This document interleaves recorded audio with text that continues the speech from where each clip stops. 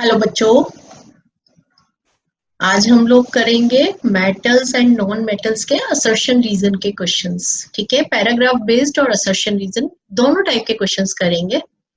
ठीक है, चलो फिर स्टार्ट करते हैं।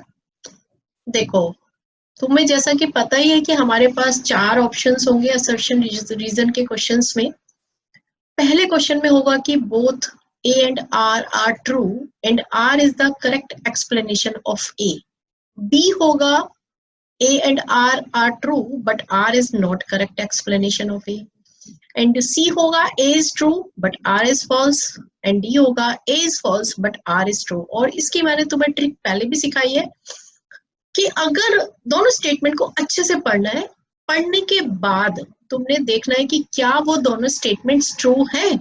अगर ट्रू है तो A और B में से आंसर होगा। अगर उनमें से कोई भी एक फॉल्स है तो नेचुरली सी और डी में से आंसर होगा। उसके बाद तुमने देखना है कि आगे क्या दिया हुआ है क्या नहीं दिया हुआ। ठीक है, तो मतलब बेस एक छोटा सा तुम्हें, जैसे कौन बनेगा करोड़पति में होता था कि भाई दो को हटा दो, तो यहाँ भी वो दो हट जाते हैं कि दो को क्विट कर दिया। राइट, चलिए स्टार्ट करते हैं फिर। पहला क्वेश्चन, क्वेश्चन नंबर 1 असर्शन है electric wires are coated with polyvinyl chloride and reason है metals are generally good conductor of heat. आपको 30 सेकंड दिए जाते हैं, आराम से सोच कर आंसर दीजिए। राइट, असर्शन है electric wires are coated with polyvinyl chloride and reason है metals are generally good conductor of heat. Right, so electric wires are coated with polyvinyl chloride, क्या ये ट्रू है? Yes, it is true. And metals are generally good conductor of heat, क्या ये true है? Yes, ये भी true है। अब क्या ये इसकी करेक्ट एक्सप्लेनेशन है? भाई यहाँ बोला है कि इलेक्ट्रिक वायर्स जो है वो कोटेड होते हैं पॉलीविनाइल क्लोराइड से, और यहाँ बोल दिया कि metals good conductor of heat होते हैं। तो ये करेक्ट एक्सप्लेनेशन तो नहीं हुई ना। करेक्ट एक्सप्लेनेशन तो ये देना चाहिए था कि भाई जो पॉलीविनाइल क्लोराइड होता है वो प्रिवेंट करता है इलेक्ट्रिक शॉक से, शॉर्ट सर्किट से, इसलिए पॉलीविनाइल क्लोराइड का यूज होता है। ठीक है, तो हमारा जो आंसर हो जाएगा वो क्या हो जाएगा? B. Right, B is the right answer. Next question पर आते हैं, क्वेश्चन नंबर 2।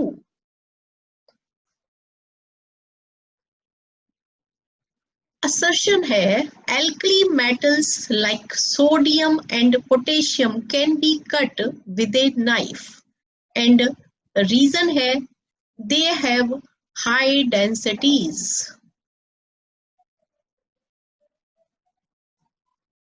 थर्टी सेकेंड में आपने आंसर सोचना है। देखो, इससे ज्यादा टाइम हमें बोर्ड्स में भी नहीं देना होता, तो हमें थोड़ा सा उसी की प्रैक्टिस करनी है। ठीक है, alkali metals like sodium and potassium can be cut with a knife, this is assertion, and the reason हमें given है they have high densities। तो सबसे पहले आप लोग सोचेंगे कि क्या ये true है। So assertion alkali metals with sodium and potassium can be cut with a knife, yes it is true, right, and they have high density, क्या ये true है? सोडियम पोटेशियम की हाई डेंसिटी नहीं होती है, तो ये हो गया फॉल्स। ये ट्रू है, ये फॉल्स है, तो भाई कौन सा ऑप्शन हो गया? C. C is the right answer. ठीक है बच्चों, नेक्स्ट हमारे पास क्वेश्चन आता है, क्वेश्चन नंबर 3। असर्शन है aluminium oxide is a basic oxide, right, and reason है aluminium react with both acids and bases as given below। Al2O3 plus 6HCl gives twice AlCl3 plus 3H2O and Al2O3 plus twice NaOH gives twice NaAlO2 plus H2O। आपको 30 second दिए जाते हैं, सोचो और सोचकर answer comment section में लिख दीजिए। Right, aluminium oxide is a basic oxide. सोच समझकर आंसर देना है, जल्दबाजी में आंसर गलत हो जाता है। सो आप लोगों ने बहुत सोच समझकर आंसर देना है। Right, aluminium oxide is a basic oxide, क्या ये ट्रू है या फॉल्स है? सोचिए और जल्दी से आंसर लिख दीजिए। बहुत ही अच्छा क्वेश्चन है, बहुत बढ़िया क्वेश्चन है भाई। एल्यूमिनियम ऑक्साइड बेसिक ऑक्साइड नहीं, एम्फोटेरिक ऑक्साइड होता है। क्या होता है? एम्फोटेरिक ऑक्साइड होता है। तो ये हो गया फॉल्स, ठीक है ना। कैसा होता है ये? बेसिक ऑक्साइड नहीं होता, ये होता है एम्फोटेरिक ऑक्साइड, ठीक है। एंड अब क्योंकि एम्फोटेरिक होता है तो उसकी प्रॉपर्टी क्या होती है? उसकी प्रॉपर्टीज यही तो होती है कि वो एसिड और बेस दोनों से रिएक्ट करता है, ठीक है। वो दोनों की नेचर शो करता है, एसिडिक भी और बेसिक भी। तो ये है हमारा ट्रू, ठीक है, दिस इज ट्रू। तो बाई आंसर क्या हो गया इसका? फर्स्ट फॉल्स है, तो D is the right answer, ठीक है। नेक्स्ट क्वेश्चन आपके सामने, question number 4, assertion magnesium is less reactive than sodium. A reason given है, sodium reacts more vigorously with oxygen than magnesium. ध्यान से आंसर देना है, जल्दबाजी में आंसर हमेशा रॉन्ग हो जाता है। ध्यान से पढ़ो और उसके बाद आंसर को आपने कमेंट सेक्शन में लिखना है। Magnesium is less reactive than sodium, क्या ये ट्रू है? Yes, it is true. Sodium reactivity series में ऊपर आता है तो ये ट्रू है, ठीक है। Reason, sodium reacts more vigorously with oxygen than magnesium, क्या ये ट्रू है? यस, ये भी ट्रू है, ठीक है। अब सोचना ये है कि क्या ये करेक्ट एक्सप्लेनेशन है इसकी? क्या ये इसकी करेक्ट एक्सप्लेनेशन है? बिल्कुल सही एक्सप्लेनेशन है भाई। Reaction of sodium with oxygen is highly exothermic and the reaction of magnesium with oxygen is less vigorous with sodium, so magnesium is less reactive than sodium. बिल्कुल सही एक्सप्लेनेशन है, तो A is the right answer, ठीक है। Then fifth question, question number 5, assertion हमें given है, in the following reaction between calcium and water calcium starts floating. Ca plus 2H2O gives CaOH whole twice plus H2. ये हमें एक reaction given है और हमसे बोला गया है कि ये जो रिएक्शन हो रही है, ठीक है, इसमें कैल्शियम जो है वो फ्लोट करना स्टार्ट कर देता है। रीजन दिया हुआ है कि calcium hydroxide is lighter than water. ध्यान से क्वेश्चन को पढ़िए, समझिए एंड देन उसके बाद ठीक से आंसर कमेंट सेक्शन में आपने लिखना है। assertion in the following reaction between calcium and water calcium starts floating, right? तो क्या ये ट्रू है? बिल्कुल, कैल्शियम फ्लोट तो करता है, इट इज ट्रू, ठीक है। अब रीजन हमें दिया हुआ है कि calcium hydroxide is lighter than water, क्या ये ट्रू है? क्या कैल्शियम हाइड्रोक्साइड वाटर से लाइटर होती है इसलिए वो फ्लोट करता है?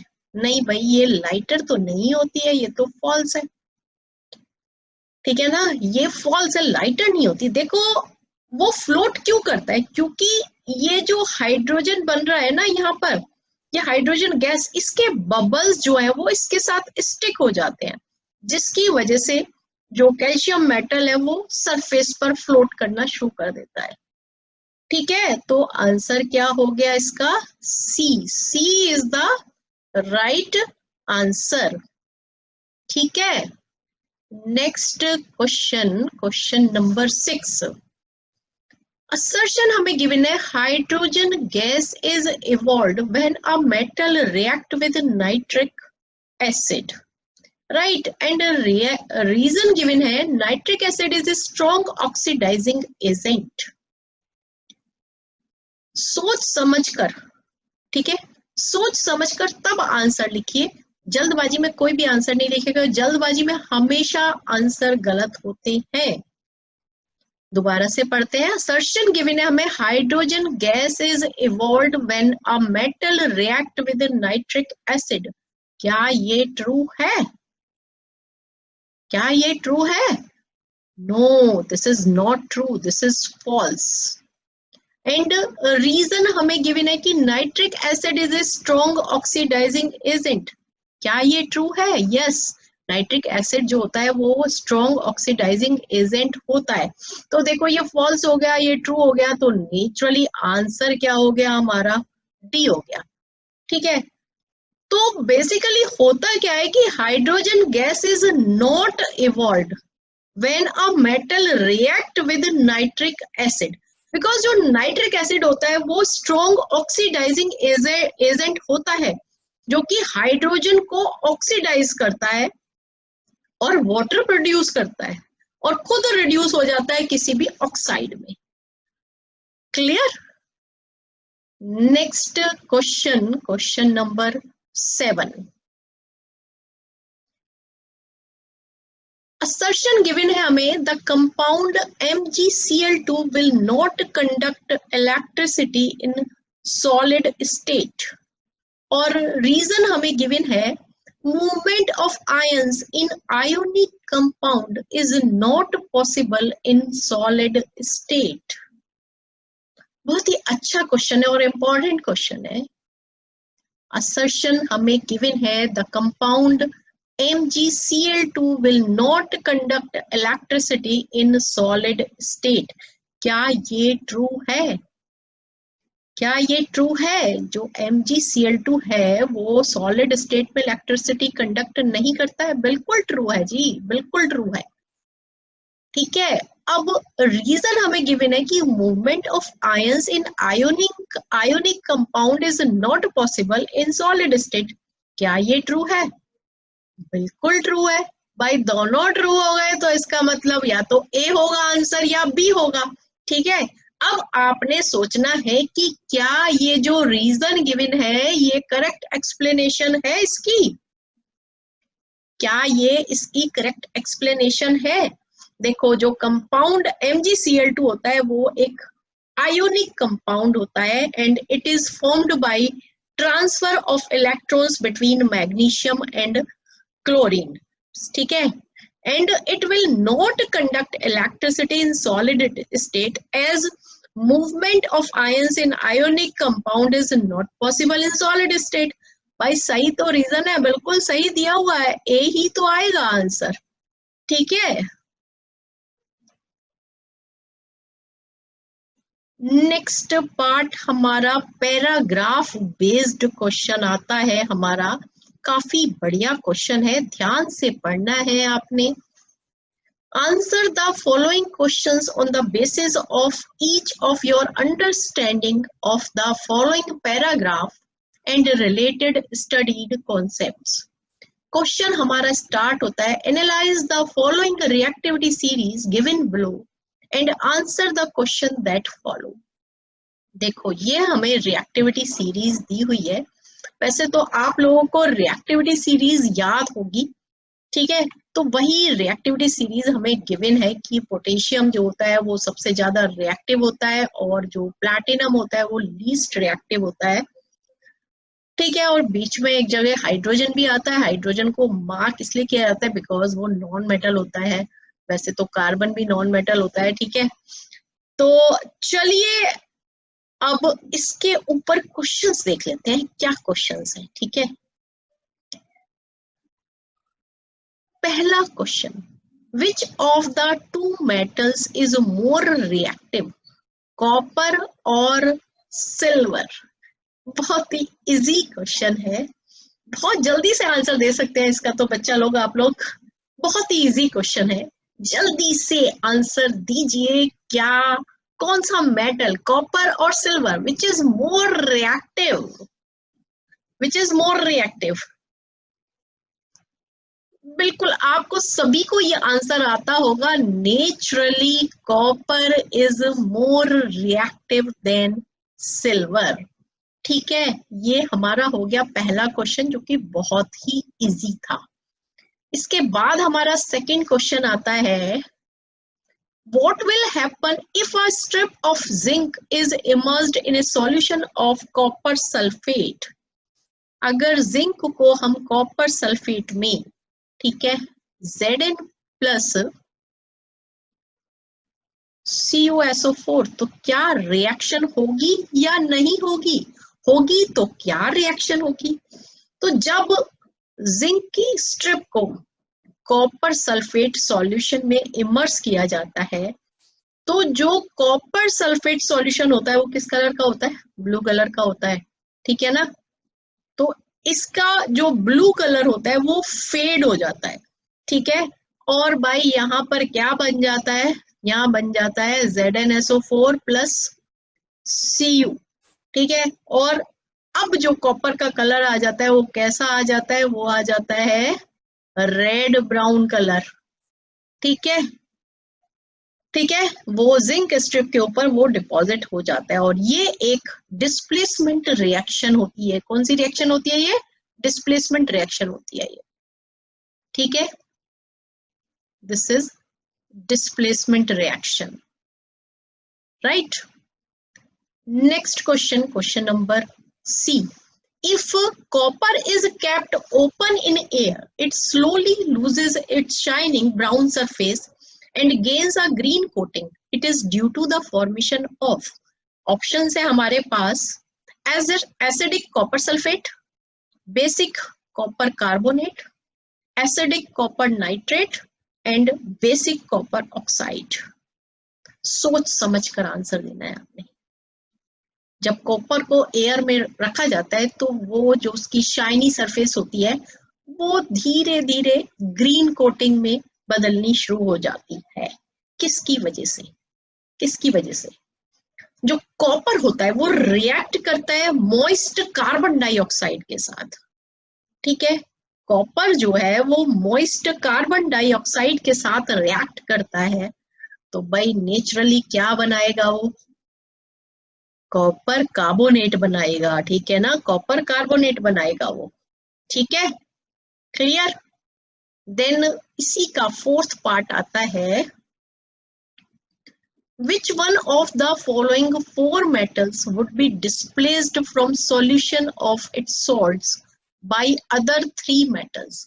मतलब हमें ये चार मेटल्स दिए हुए हैं, ए में Mg, B, Ag, then Zn and Cu।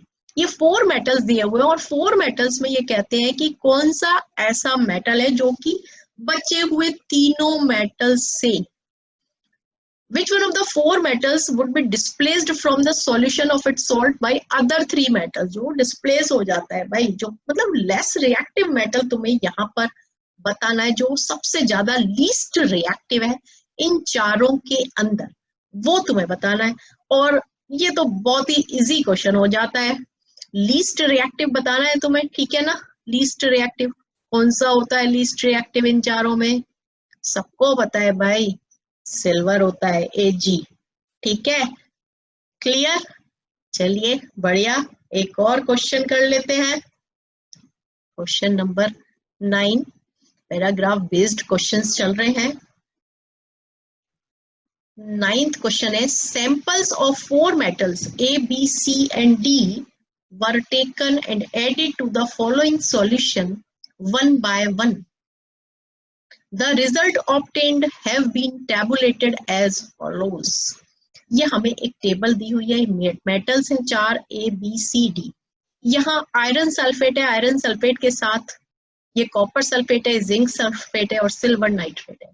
A iron sulphate के साथ कोई रिएक्शन नहीं दे रहा, कॉपर सल्फेट को डिस्प्लेस कर रहा है, बी आयरन सल्फेट को डिस्प्लेस कर रहा है बट जिंक के साथ कोई रिएक्शन नहीं दे रहा है।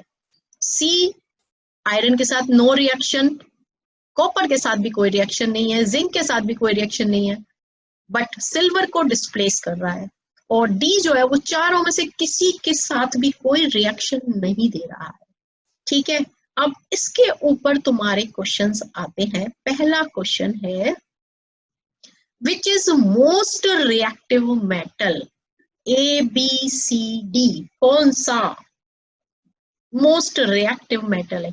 टेबल को ध्यान से देखना है। देखो तुम्हारे दिमाग में पहली चीज रिएक्टिविटी सीरीज होनी चाहिए। ठीक है, रिएक्टिविटी सीरीज से ही तुम बता पाओगे कि कौन सा मोस्ट रिएक्टिव मेटल है।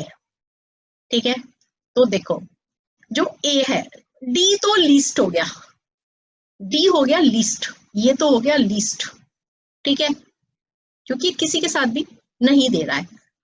कॉपर सिर्फ सिल्वर को कर रहा है, तो मतलब ये तो फोर्थ नंबर पे आ जाएगा और ये आ जाएगा थर्ड नंबर पे। अब देखना ए और बी में से कि इन दोनों में से कौन सा ज्यादा रिएक्टिव है। ठीक है, ए आयरन के साथ कोई रिएक्शन नहीं दे रहा बट बी दे रहा है, ए कॉपर के साथ दे रहा है रिएक्शन। ठीक है, और हमें पता है कि आयरन जो है वो कॉपर से ज्यादा रिएक्टिव है, तो भाई ये फर्स्ट नंबर पे आएगा और ये सेकंड नंबर पे आएगा। तो सबसे ज्यादा रिएक्टिव क्या हो गया? बी हो गया। B is the right answer. ठीक है, मोस्ट रिएक्टिव हो गया, बी जो हो गया ये हो गया हमारा मोस्ट रिएक्टिव। ठीक है,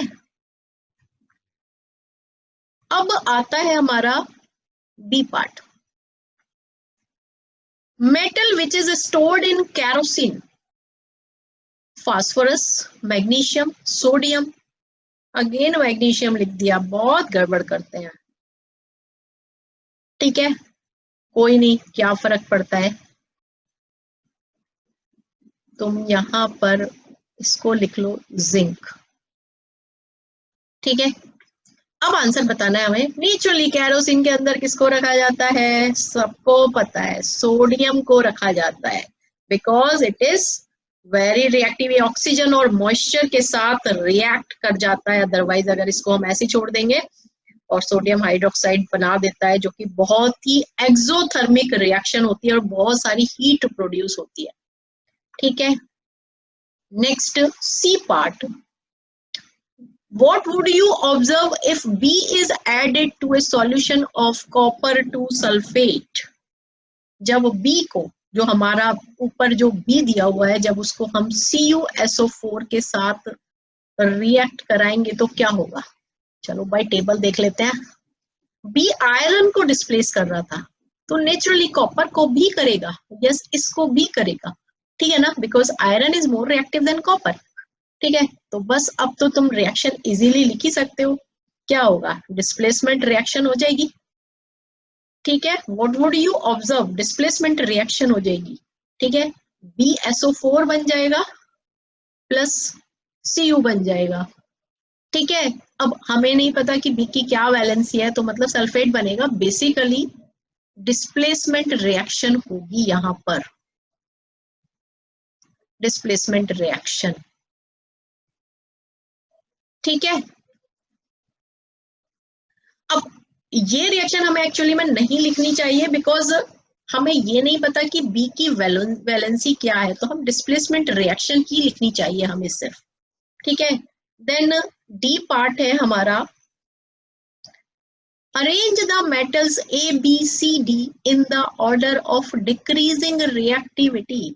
और ये मैं पहले ही तुम्हें टेबल में जब समझा रही थी तो मैं पहले ही बता दिया था, डिक्रीजिंग में लिखना है। सबसे ज्यादा रिएक्टिव क्या था? बी, फिर ए, फिर सी और फिर डी। तो भाई क्या आ जाएगा? ये B, then A, then C and then D. Clear हो गया?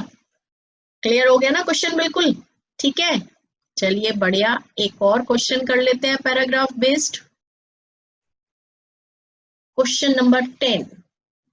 Atoms that gain electrons and therefore have a net negative charge are known as anions, जो कि नेगेटिव चार्ज होते हैं। ठीक है, conversely atoms that loose electrons, ये gain करते हैं इलेक्ट्रॉन्स, ये लूज करते हैं, therefore have a net positive charge called cations. Cations tends to be metal while anion tends to be non-metal. ठीक है, देखो इस तरीके से अंडरलाइन करते जाना चाहिए पैराग्राफ बेस्ड में. आयंस में ऑल्सो भी सिंगल एटम्स और multiple complex group of atoms, कुछ भी हो सकते हैं आयंस. ठीक है, मल्टीपल भी, कॉम्प्लेक्स भी और सिंगल भी. When we talk about ions, it is true that opposite attracts, opposite charge जो होते हैं वो अट्रैक्ट करते हैं. ठीक है, the opposite negative and positive charges of the ions hold together in ionic bonds forming ionic compound, which are just what they sound like, compounds made of ions. The loss or gain from one atom matches the loss or gain of other. So one atom essentially donates an electron to the other atom it pairs up with. Two positive or negative ions will not join together because they have same charge. But one positive and one negative will happily join together to make an ionic compound. मतलब simple basic समझा ये ionic compounds की जो same charges होते हैं वो एक दूसरे को अट्रैक्ट नहीं करते हैं. ठीक है, और जो अपोजिट चार्जेस होते हैं वो एक दूसरे को अट्रैक्ट करते हैं. कैसे पॉजिटिव आयंस बनते हैं, कैसे नेगेटिव आयंस बनते हैं, कैसे कैटायंस बनते हैं, कैसे एनायंस बनते हैं, सारा कुछ आपको इसमें बता दिया. ठीक है, अब इसके ऊपर आ जाते हैं क्वेश्चंस. पहला क्वेश्चन है आपके सामने, explain the formation of MgO. MgO कैसे बनता है, एटॉमिक नंबर भी दिया हुआ है, मैग्नीशियम का भी, ऑक्सीजन का भी. ठीक है, तो Mg का 12 होता है, तो भाई इलेक्ट्रॉनिक कॉन्फ़िगरेशन क्या हो जाएगा, 282. ठीक है, ऑक्सीजन का होता है 8, तो इसका इलेक्ट्रॉनिक कॉन्फ़िगरेशन क्या हो जाएगा, 2 और 6. ठीक है, अब MgO बनाना है हमें. ये हो गया मैग्नीशियम और ये हो गया ऑक्सीजन. ठीक है, मैग्नीशियम के लास्ट शेल में कितने इलेक्ट्रॉन्स हैं, 2. ठीक है, ये शो कर दिए. ऑक्सीजन के लास्ट शेल में कितने इलेक्ट्रॉन्स हैं, 6. तो यहां पर हमने 6 इलेक्ट्रॉन्स शो करेंगे.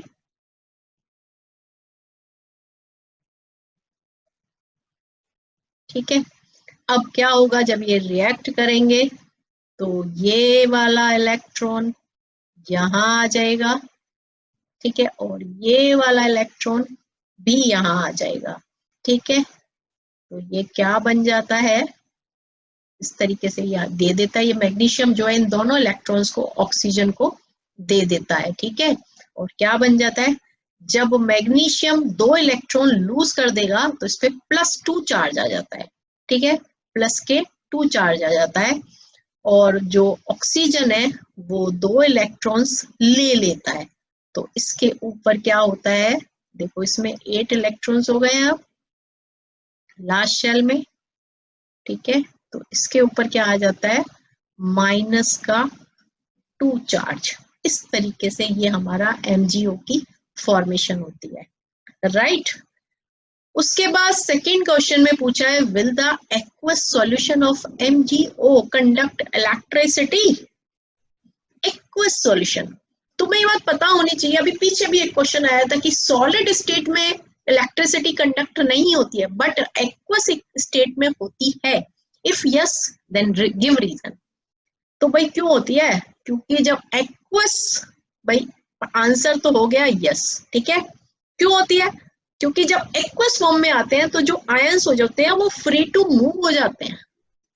आयंस जो होते हैं, ions are free in aqueous solution.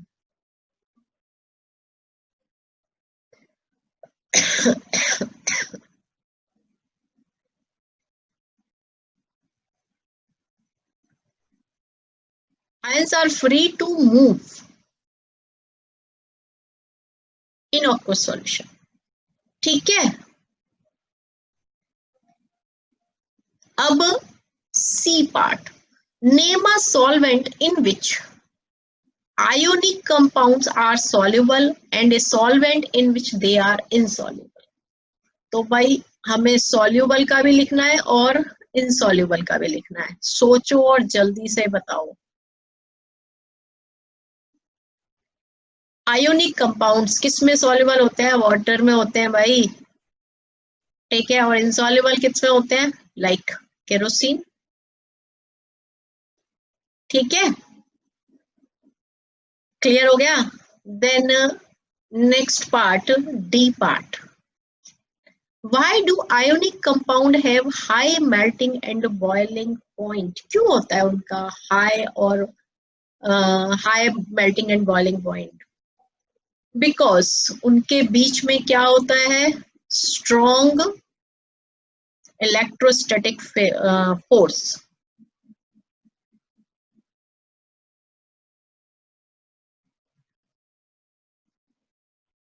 of attraction, right?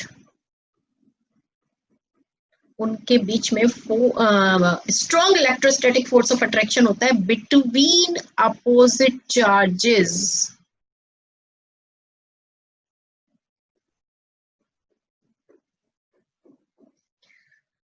ठीक है, बिटवीन अपोजिट चार्जेस, ठीक है।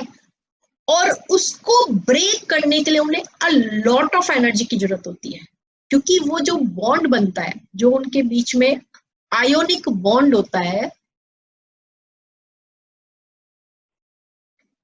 ये बहुत ज्यादा कैसा होता है? स्ट्रॉन्ग होता है, ठीक है। क्योंकि इनके बीच में फोर्स ऑफ अट्रैक्शन जो होता है वो बहुत ज्यादा होता है, जिसकी वजह से उन्हें बहुत ज्यादा एनर्जी की जरूरत होती है, इसलिए इनका हाई मेल्टिंग पॉइंट और बॉइलिंग पॉइंट होता है। ठीक है बच्चों, क्लियर हो गया? आज की हमारी क्लास काफी इंपॉर्टेंट क्लास थी। और एक बात बताऊं, ये वाले क्वेश्चंस, ये जो अभी लास्ट वाला जो क्वेश्चन हमने करा, ये बहुत इंपॉर्टेंट है, पेपर में आ भी चुका है कई बार, ठीक है। सो इन क्वेश्चंस को आप लोग बहुत अच्छे से कर लेना, ठीक है। चलो अब बंद करते हैं, नेक्स्ट क्लास में फिर मिलेंगे, तब तक के लिए बाय बाय।